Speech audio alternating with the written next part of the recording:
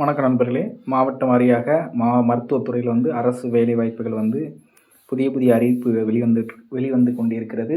இதில் சில மாவட்டத்துக்கு நம்மளால் அப்டேட் பண்ண முடியலை. என்ன காரணம் அப்படின்னா, டேட் நமக்கு கொஞ்சம் டைமும் கிடைக்கல. டேட்டும் 1 வாரம் இல்லை அப்படின்னா 10 நாளுக்குள்ள தான் கொடுத்துருந்தாங்க. அதனால் சில மாவட்டங்களுக்கு நம்மளால் பேசி நம்மளால் அப்டேட் பண்ண முடியல வீடியோ. சாரி கேட்டுக்கிறது எல்லார்ட்டையும். இதில் இப்போ நாமக்கல் மாவட்டத்துக்கு அறிவிச்சிருக்காங்க. மாவட்ட நலவாழ்வு சங்கம் நாமக்கல் மாவட்டத்தில் தேசிய சுகாதார திட்டத்தின் கீழ் இயங்கக்கூடிய பணியிடங்களுக்கும் பல்வேறு திட்டங்கள் காலியாக உள்ள பணியிடங்களுக்கு ஒப்பந்த அடிப்படையில் தான், முற்றிலுமே தற்காலிகமான பணி தான். ஏன்னா டெம்பரவரி ஜாப் தான். மாவட்ட வாரியாக அறிவிச்சாங்களே அப்படின்னாலே டெம்பரவரி தான். அரசு வேலைகள் மாவட்ட வாரியாக வேக்கன்சி ஃபுல் பண்ணாங்க அப்படின்னாலே டெம்பரவரி வேலையாக தான் இருக்கும். மேக்ஸிமம் டெம்பரவரி வேலையாக தான் இருக்கும். எம்ஆர்பி போர்டு மூலமாக எடுத்தால் மட்டுமே நிரந்தர பணியிடமாக இருக்கும். இதோட அப்ளிகேஷன் ஃபார்ம் அப்படின்னு பார்த்தீங்கன்னா 7/7/2026 அன்று மாலை 5 மணிக்குள்ள வரவேற்கப்படுகிறது என்று அறிவிப்பு வெளியிட்டிருக்காங்க. அப்படின்னு பார்த்தீங்கன்னா ரேடியோகிராஃபர் கொடுத்துருக்காங்க. 4 years நம்பர் ஆஃப் போஸ்ட் 4 கொடுத்துருக்காங்க. குவாலிஃபிகேஷன் அப்படின்னு பார்த்தீங்கன்னா, நீங்கள் 2 year டிப்ளமோ கோர்ஸில் ரேடியோகிராஃபர் டெக்னாலஜி முடிச்சிருக்கணும். ஏதாவது ஒரு யூனிவர்சிட்டியோ இல்லை ஒரு இன்ஸ்டியூட்லேயோ கவர்மெண்ட் மெடிக்கல் இன்ஸ்டியூட்லேயோ இல்லை அதர் இன்ஸ்டியூட்லேயோ நீங்கள் கவர்மெண்ட் அப்ரூவல் உள்ள இன்ஸ்டியூட்டில் நீங்கள் கம்ப்ளீட் பண்ணியிருக்கணும். ஏஜ் லிமிட்டுன்னு பார்த்தீங்க அப்படின்னா 40 வயசு வரைக்கும் நீங்கள் அப்ளை பண்ணலாம். அதாவது 31/5/2026 வரைக்கும் உள்ள 40 இயர் வரைக்கும் அப்ளை பண்ணலாம். மோட் ஆஃப் த அப்பாயின்மெண்ட் அப்படின்னா on the contact basis interview plus score mark கொடுத்துருக்காங்க. எந்த முறையில் மெத்தேடில் போஸ்டிங் எடுப்போம் அப்படிங்கிறத மென்ஷன் பண்ணியிருக்காங்க. சேலரி அப்படின்னு பார்த்தீங்கன்னா 3 மந்த்துக்கு 17,000 கொடுத்துருக்காங்க. அதுக்கடுத்து எனி டிகிரி, நீங்கள் ரேடியோகிராஃபில் எனி டிகிரி பிஎஸ்சி ரேடியோகிராஃப் முடித்தாலும் சரி தான். பிஎஸ்சி ரேடியோ டயக்னோசிஸ் டெக்னாலஜி முடிச்சிருந்தவங்களும் இந்த காலிப்பணிகளுக்கு நீங்கள் அப்ளை பண்ணலாம். அடுத்து 2வது போஸ்டிங் அறிவிச்சிருக்காங்க, பிசியோதெரபிஸ்ட்டு. இதில் ஒரு போஸ்டிங் அறிவிச்சிருக்காங்க. நீங்கள் என்ன முடிச்சிருக்கணும் அப்படின்னு பார்த்தீங்கன்னா, பேச்சுலர் ஆஃப் பிசியோதெரபிஸ்ட் பிபிடி அதாவது ஏதாவது யூனிவர்சிட்டிலேருந்து நீங்கள் கம்ப்ளீட் பண்ணியிருக்கணும். அவங்க மட்டும் தான் இந்த காலிப்பணிகளுக்கு அப்ளை பண்ணலாம். 40 வயசு வரைக்கும் இருக்கவங்க இந்த காலிப்பணிகளுக்கு அப்ளை பண்ணலாம். 31/5/2026 வரைக்கும் 40 வயசு வரைக்கும் இருக்கவங்க அப்ளை பண்ணலாம். கான்டாக்ட் ப்ளஸ் இன்டர்வியூ அதே தான், ஸ்கோர் கார்டு அப்படி கொடுத்துருக்காங்க. 23,000 பெர் மந்த்துக்கு, அதாவது மந்த்லி சேலரி 23,000 அறிவிச்சிருக்காங்க. அடுத்து நேம் ஆஃப் த போஸ்டிங் பார்த்தீங்கன்னா ICTC lab technician post 3 post அறிவிச்சிருக்காங்க. பிஎஸ்சி இன் மெடிக்கல் லேபரேட்டரி முடித்தவங்க இந்த காலிப்பணிகளுக்கு அப்ளை பண்ணலாம்.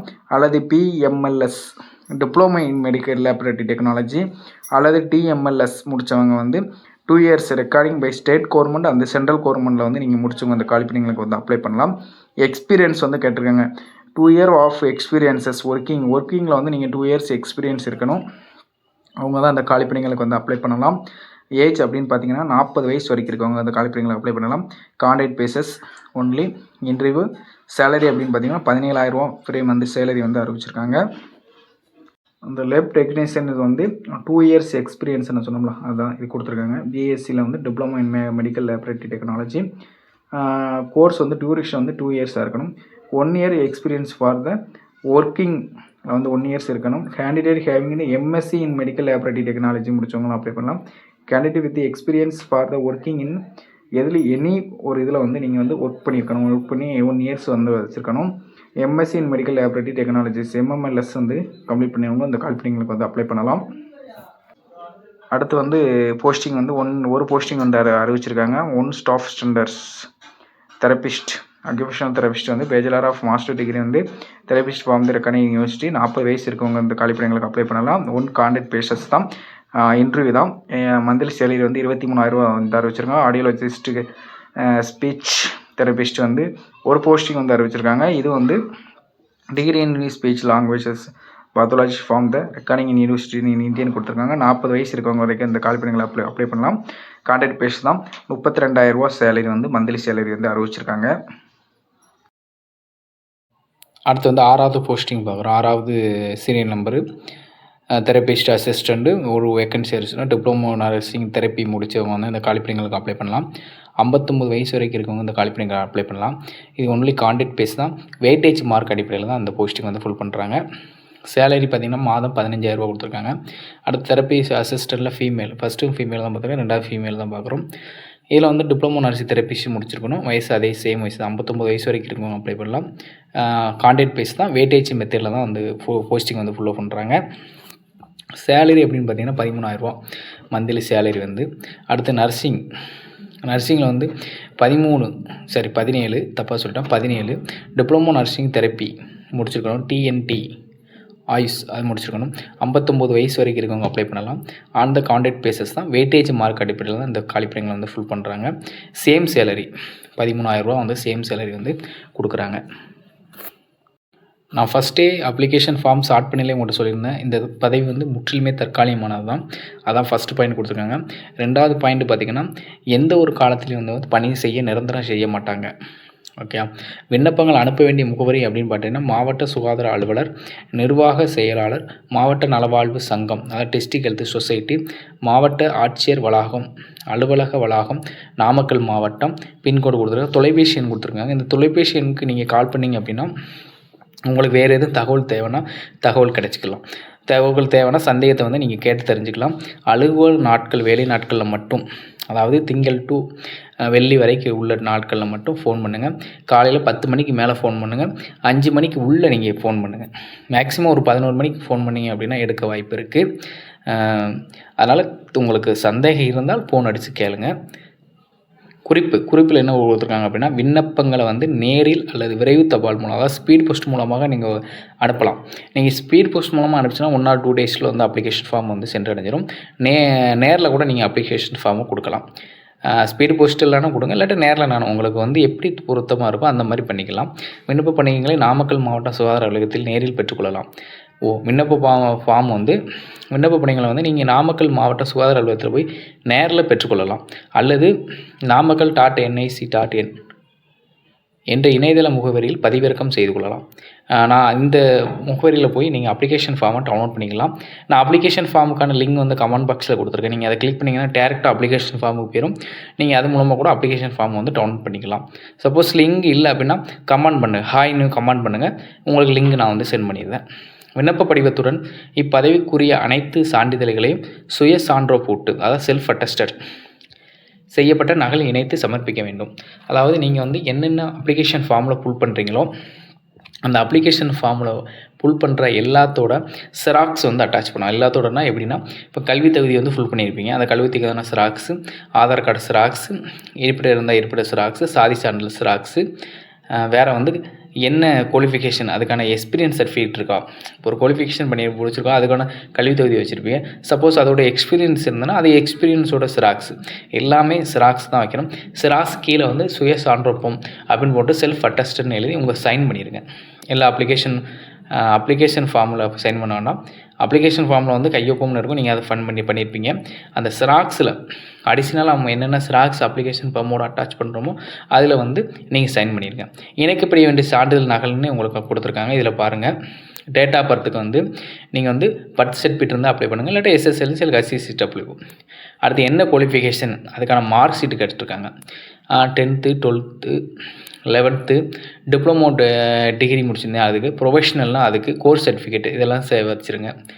அதுக்கடுத்து ப்ரூஃபுக்கு வந்து நீங்கள் தான் அப்படிங்கிறதுக்காண்டி ஆதார் கார்டு சொன்னோம்ல, ஆதார் கார்டை நீங்கள் வந்து வச்சுக்கலாம். அடுத்து any other special records of signature for the computer auto அவ்வளோதான், வேறு எதுவும் தேவையில்லை. அதுக்கடுத்து நீங்கள் அப்ளிகேஷன் ஃபார்மில் என்னென்ன இருக்கோ அதை வந்து நீங்கள் அட்டாச் பண்ணிக்கோங்க. 7/7/2026 அன்று மாலை 5 மணிக்கு மேல் பெறப்படும் விண்ணப்பங்கள் ஏற்றுக்கொள்ளப்படாது. கரெக்டாக 7/7/2026 முன்னாடி நீங்கள் வந்து அப்ளிகேஷன் ஃபார்ம் வந்து சென்றதை முடியும் படி ஸ்பீடு போஸ்ட் இல்லை அப்படின்னா நேரில் கூட நீங்கள் அப்ளிகேஷன் ஃபார்ம் போய் கொடுத்துட்டு வரலாம். அவங்க கொடுத்துருக்க அந்த வெப்சைட் மூலமாக கூட நீங்கள் அப்ளிகேஷன் ஃபார்மை டவுன்லோட் பண்ணிக்கலாம். ஏன்னா வெப்சைட் உங்களுக்கு கொடுத்துருக்காங்க, அந்த வெப்சைட் மூலமாக கூட நீங்கள் டவுன்லோட் பண்ணிக்கலாம். சப்போஸ் அப்ளிகேஷன் ஃபார்ம் வந்து இந்த வெப்சைட் மூலமாக நீங்கள் டவுன்லோட் பண்ண முடியல அப்படின்னா எனக்கு வந்து கமாண்டில் ஆல்ரெடி நான் உங்களுக்கு சொல்லியிருக்கேன், ஹாய்னு மெசேஜ் பண்ணுங்கள், உங்களுக்கு அந்த லிங்கை வந்து சென்ட் பண்ணுறேன். நீங்கள் அந்த லிங்க் மூலமாக கூட அப்ளிகேஷன் ஃபார்மை நீங்கள் லிங்கை கிளிக் பண்ணிங்க அப்படின்னா டேரெக்டாக அப்ளிகேஷன் ஃபார்முக்கு போயிடும். நீங்கள் லிங்கை உடனே டவுன்லோட் பண்ணிக்கலாம், டவுன்லோட் பண்ணி பிரிண்ட் எடுத்துக்கலாம்.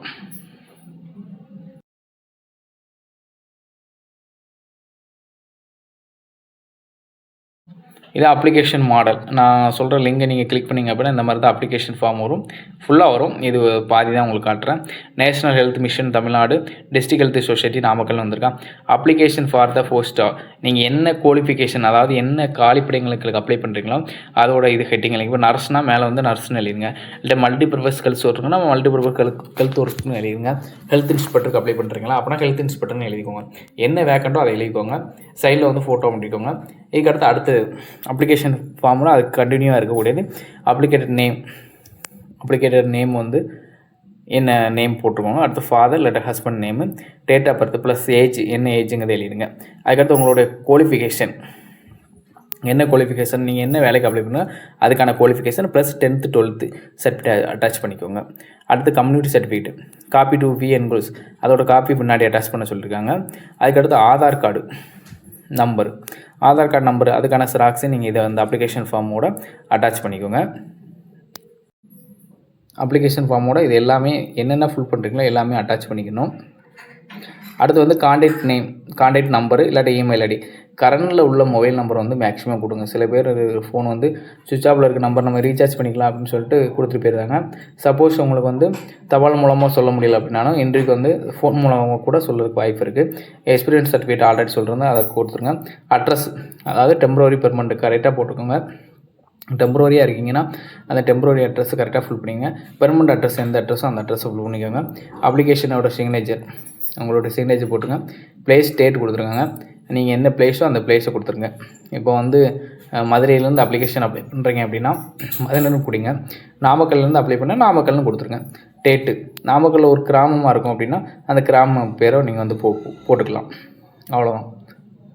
நம்ம சேனலில் சப்ஸ்கிரிப்ஷன் பண்ணாங்க, சப்ஸ்கிரிப்ஷன் பண்ணுங்கள், லைக் பண்ணுங்கள், ஷேர் பண்ணுங்கள், கமெண்ட் பண்ணுங்கள். இது போன்ற புதிய தகவலுடன் மீண்டும் சந்திப்போம். நன்றி, வணக்கம்.